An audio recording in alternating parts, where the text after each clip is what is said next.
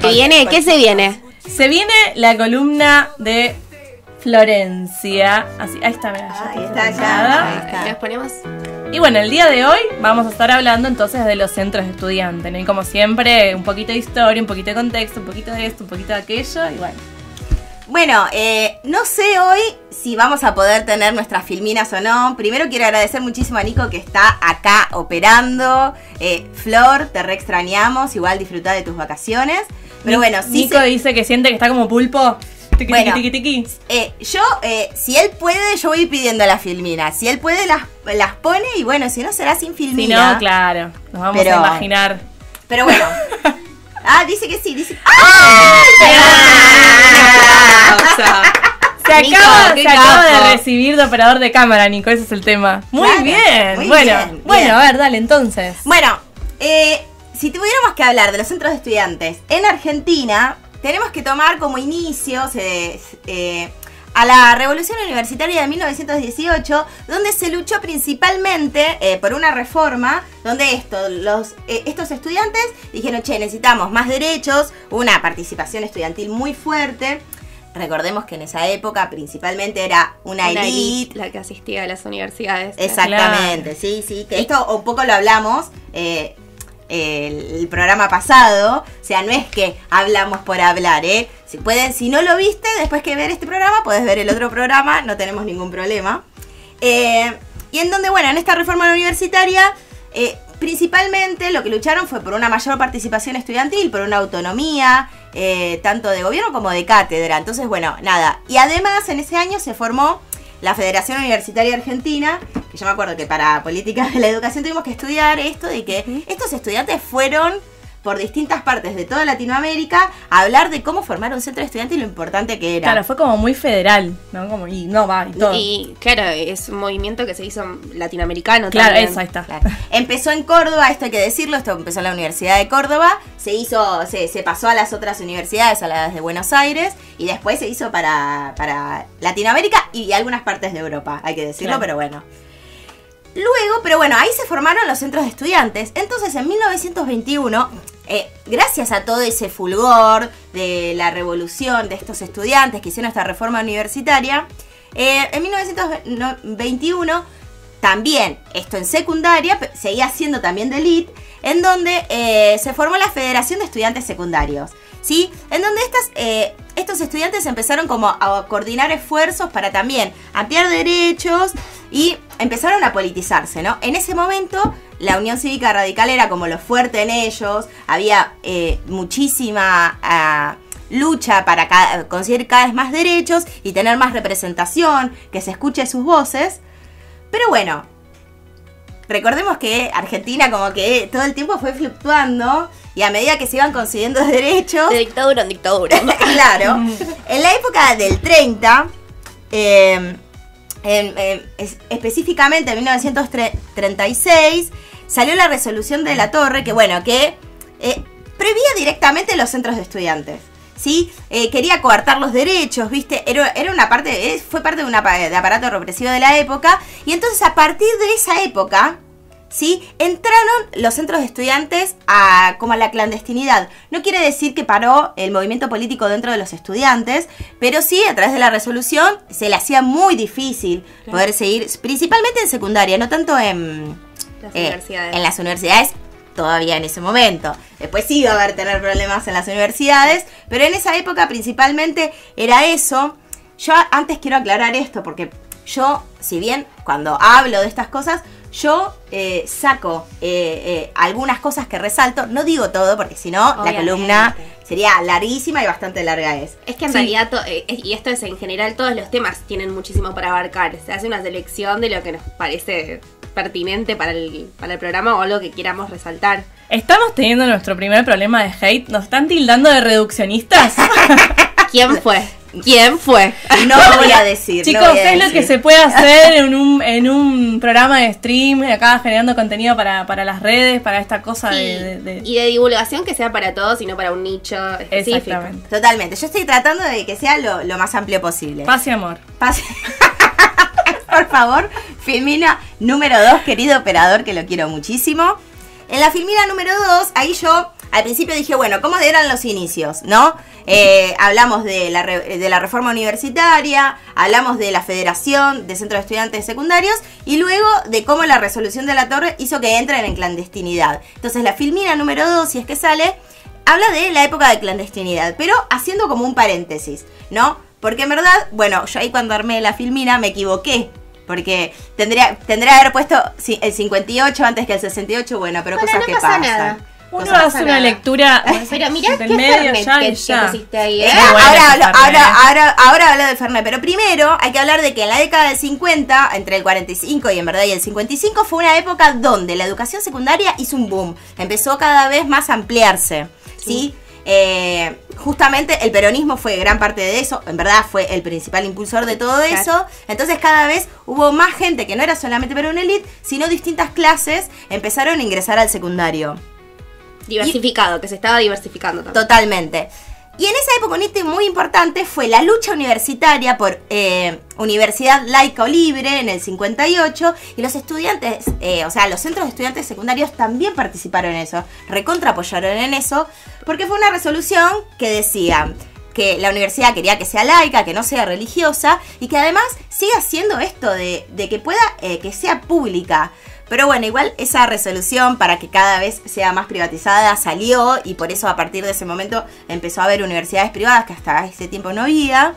Y bueno, es como la gran conquista que tiene el sector, muchas tuvo, ¿no? Y sigue teniendo, pero es como que puedan formar a la élite dirigente en universidades que sean de su culto y demás. Fue como un... Sí, fue recontra importante, sí. Pero bueno, pero para mí eso fue muy clave porque salió en todos los diarios de cómo todos los estudiantes, tanto de universidad como de escuelas secundarias, y también había obreros, sobre todo de la rama de izquierda, apoyando esta lucha, de que la universidad sea libre de influencias religiosas y reivindicando la laicidad de la educación, diciendo, che, cualquier credo puede venir a la universidad a estudiar. Pero bueno, luego... derrocan a Perón, empiezan las dictaduras, cositas que pasan en Argentina. Y en el medio de eso, en el 68, como dije antes, estos centros, es como que ahí en el periodo del 55, del 45 al 55, otra vez se permitió tener centros de estudiantes, pero con la vuelta de la dictadura, otra vez se prohibieron los centros de estudiantes y empezaron a ser de nuevo clandestinos. Pero... en el medio de eso, en el medio de la dictadura, hubo un gran movimiento obrero, sobre todo en Córdoba, que se llama el Cordobazo, que fue un hito histórico, en donde los estudiantes, por eso puse el Fernet y a Samid Viale peleando, ¿no? Como el Cordobazo. Con razón. Todo tiene sentido. Todo tiene igual, sentido, ¿no? Digo, Es que está todo o sea, suelto. entre la cumbia y ese Fernet, una sed. Hoy podríamos salir, Hoy podríamos. Hoy yo no sé si. Yo ya estoy vieja, chicos, yo soy puro mate. Pero bueno, en el Cordobazo, ahí, si bien eran obreros luchando por mejores condiciones salariales y por mejores condiciones también laborales, los estudiantes fueron los que principalmente apoyaron, pero bueno, el Cordobazo dejó 20 muertos, sí. Y a partir de eso, bueno, principalmente ya entraron completamente a la clandestinidad. Aunque volvieron en democracia y todo eso, no volvieron del todo. Y antes de volver a la democracia, otro hecho recontra importante, que fue obviamente de adoctrinamiento a todo aquel que pensaba distinto cuando fue en la última dictadura que tuvo Argentina, sí. En el 76 fue la noche de los lápices, que fue una noche totalmente trágica, en donde a estudiantes que reclamaban por un boleto estudiantil, que hoy nosotros lo tenemos naturalizado, ¿sí? Luchaban por tener un boleto estudiantil para poder ir a la escuela. Bueno, a esos representantes de centros de estudiantes de un secundario de La Plata, bueno, obviamente los secuestraron, desaparecieron a todos menos a uno, que fue el que pudo contar, pero bueno, nada, una época muy triste de nuestra historia, en donde los centros de estudiantes principalmente fueron reducidos y totalmente disciplinados, ¿no? Y esto también va a ser la marca de cuando vamos a volver a la democracia, y ahí pido por favor filmina número 3. ¿Cómo vamos? Vamos bien, ¿no? Vamos bien, y la verdad que columnaste hasta ahora. Bueno, no estoy hablando muy rápido, ¿no? Porque uno va pensando, va hablando. Tenés todavía mucho tiempo, muy bien. Bien, perfecto. Y aparte viene muy interesante. Sí. Perfecto, entonces, en la filmina número 3 vamos a hablar en la parte de la vuelta de la democracia, ¿no? En la vuelta de la democracia tenemos que, bueno, Alfonsín lo que hace es, bueno, todas las legislaciones donde ahí sí se sacaron resoluciones, donde prohibían a los centros de estudiantes, bueno, Alfonsín va a decir, no, eso todo para atrás. Se permiten los centros de estudiantes, se permite el ingreso ilimitado, claro, irrestricto, gracias, Cande, a la universidad. Che, ahora la estábamos viendo por acá, perfecto. Sí, y también se saca el examen de ingreso para el secundario en ese momento. Perfecto, sí, bien.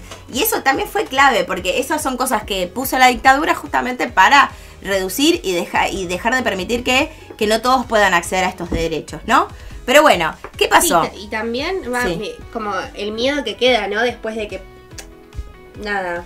Después, o sea, y lo pienso ahora incluso con lo que pasó en la marcha. Se me ocurrió lo mismo. Realmente, porque la participación política te genera miedo después. Porque decís, bueno, yo participo, pero ¿a qué costo? ¿Qué voy a terminar detenido? O sea, esa es la gran cuestión. Es que no debería suceder eso, pero se me cruzó exactamente lo mismo. Porque digo, venimos justamente de dos últimas marchas en donde la gente fue... Obviamente hay gente que no fue pacíficamente, pero hay gente que sí y terminó detenido sin razón alguna. Algunos así de la nada, como ese que está saliendo del subte y de golpe.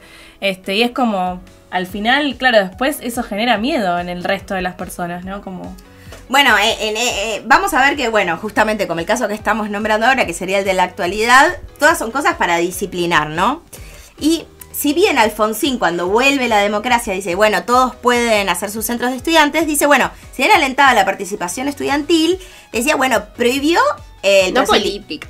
Exactamente, no claro, política. Es que más que disciplinar, para mí es como atacar a quien piensa distinto, porque digo, uno podría hacer un reclamo pacífico, sin recurrir a la violencia, no sé, que ponerle eso tendría que ver más con el disciplinamiento, pero acá no es solamente la disciplina de mal comportamiento, ¿no? Sino que es al que piensa distinto, al que está peleando por esto, o sea, hay cosas que sí, cosas que no, como medio... Totalmente, bueno, y además es esto, bueno, prohibir la política, bueno, a eso Alfonsín, piensa en esto, ¿no? En esa época que recién volvíamos a la democracia, era como todo... Sí, que todo el aparato burocrático todavía estaba muy flojito de papeles. Sí. Entonces, bueno, fueron las cosas que se le ocurrió a Alfonsín para calmar a la gente. Piensen que en el primer programa hablamos de todos los paros que sufrió Alfonsín. Fue uno de los más largos. Entonces, bueno, justamente tiene que ver con eso. Pero bueno, luego viene la siguiente presidencia democrática, el llamado Menemato, ¿sí? Y tratemos de que no nos dé mala suerte, pero lo seguimos nombrando. Pero él... acá, además de hacer una reforma completa de la educación en contra de los intereses del pueblo, que además alentando la privatización y sin consultarle a ningún gremio docente, sin consultarle principalmente a aquellos que luchamos por la educación, con una carpa blanca frente al Congreso, igual se aprobó la Ley Federal de Educación, en donde principalmente se destruyó a la educación media, ¿no? Acá voy a meter chivo. Si no saben lo que fue la Carpa Blanca, tenemos un programa en donde hablamos de eso y de otros grandes hitos en la lucha docente. Y la columna del programa pasado fue sobre el nivel secundario, así que también la pueden ir a ver. Perfecto. Así van cliqueando. Lo pueden ver después, no hace falta ir ahora, como ustedes quieran. Pero bueno, pero ¿qué hace en esta época? Acá lo que dicen, bueno, no dice... por eso también tiene que ver por qué Vanina, que justamente vivió el polimodal, así como yo... no había centros de estudiantes porque estaban prohibidos. Sí estaban permitidos los clubes colegiales, pero no podía haber nada de temas religiosos, no podía haber nada de política, eran cositas sociales, ¿sí? Claro. Deportivas, más que nada. Bueno, eso sí participé. Claro, exactamente. Claro. Entonces, bueno, de ahí el meme de DiCaprio diciendo, bueno, prohibir política en la escuela totalmente. Dicen no. Además fue una época donde... nosotras, yo era chica, pero principalmente ser joven en esa época, aquellos que se sabía que se criminalizaba mucho a la juventud, ¿sí? Había épocas que todavía había racias en los boliches en esa época y que se mantenían un montón de cosas. Si bien estábamos en democracia, había todavía el fantasma de la dictadura. La persecución, ¿sí? ¿no? Y la persecución. Pero bueno, en el 2006, yo ya fui llegando el tiempo, ¿no? Ahí está la Ley Nacional de Educación, sí, la 26.206, en donde no se hablaba ahí de centros de estudiantes. Pero ya estaban permitidos, y principalmente Córdoba, con su historia de centros de estudiantes, ya en el 2010 ellos veían, che, está esto acá. Pensemos que en Cava todavía estaban los centros de estudiantes. Vos capaz dijiste, che, yo no tenía idea de los centros de estudiantes, pero yo me acuerdo que cuando yo cursé el polimodal, yo pensaba en centros de estudiantes y pensaba en cosas, esas cosas de porteños. Eso sucede solo ahí. Claro. Porque acá se había completamente disciplinado eso, y si bien yo no tenía esa disciplina del miedo, sabía que era algo que no existía para nosotros. Entonces, en el 2012 se aprueba una ley de ciudadana argentina donde les permite a las personas de 16 años en adelante no de forma obligatoria, pero si querían elegir, podían ir a votar y elegir a sus representantes. Y eso fue un hito, ¿no? De donde el kirchnerismo se caracterizó del movimiento juvenil. Completamente, la cámpora, donde los jóvenes estaban politizándose. Entonces, en el 2013, pensemos esto, en el 2010, Córdoba saca una resolución sobre los centros de estudiantes, como que regula eso, le da un marco. Entonces, en el 2013... toman esto, dicen, che, las provincias ya está pasando, también pasa en Cava, tenemos que hacer una ley nacional de centros de estudiantes, y se hace. Entonces, y es una ley con 11 artículos, es muy corta, es una ley marco, es la ley 26.877 sobre centros de estudiantes, y bueno, y explica cosas sobre los centros de estudiantes, pero hay algo importante que agrega a esto, que otros no lo tenían, y era que, bueno, pueden hacer centros de estudiantes, pero con mucho control de los docentes y del equipo directivo. Que esto es algo que todavía se mantiene. Que si bien estamos en acuerdo, en desacuerdo, no lo sé. Esto es no para debatirlo, para pensarlo. Para debatirlo. Pero bueno, esto fue importante porque esta ley de centros de estudiantes fue eso de la que impulsa en todas las escuelas que haya delegados en todos los cursos, que sin formar, a veces no hay un centro de estudiantes, pero hay delegados, que haya un representante. Exactamente, eso que hablaste vos, sí. Fue importante, porque vos cuando hiciste la secundaria, Candé. Ay, ¿quieren que les cuente? Sí. Yo la terminé en 2017. Totalmente, claro. Por eso entrás en esta ley, pensá en la ley de 2013, ahí se empezó a impulsar en las escuelas. Yo claramente la terminé 10 años antes que eso. Y vos tampoco, ¿no? En el 2013 ya... No, en 2009 la terminé. Lo que sí te puedo decir es que en Capital, por ejemplo, que es donde yo trabajo en primaria, nosotros tenemos delegados por aula, pero tiene que ver con una cuestión de que se hacen como consejo escolar, se llama, que es más relacionado a la convivencia. Entonces, bueno, vamos teniendo representantes por grado, donde se van juntando para cuestiones que tengan que ver a nivel institucional o de espacios o de momentos comunes de toda la escuela, como los recreos, los mediodías, no sé, juegos, cosas que se hacen en espacios compartidos, para debatir cuáles son las problemáticas y buscar mejoras. Bueno, pero justamente eso es clave, porque sí. Tiene que ver con parte de estas instancias de deliberación, de charla, es empezar un camino en la política, porque a veces se piensa que política es solamente algo relacionado a un partido. No, claro. Obviamente en el caso de la primaria está súper guiado por los docentes, porque pensemos que hasta desde primer grado se mandan los delegados chiquititos, que todavía por ahí no saben ni leer ni escribir, y sin embargo están ahí diciendo, yo quiero jugar a tal cosa en el recreo, y está buenísimo. Sí, también pienso que, como contaba Manu, que si no hay adultos en la escuela que también lo impulsen, si desde los estudiantes no nace, es difícil que se vayan formando. O sea, el impulso desde arriba es importante también.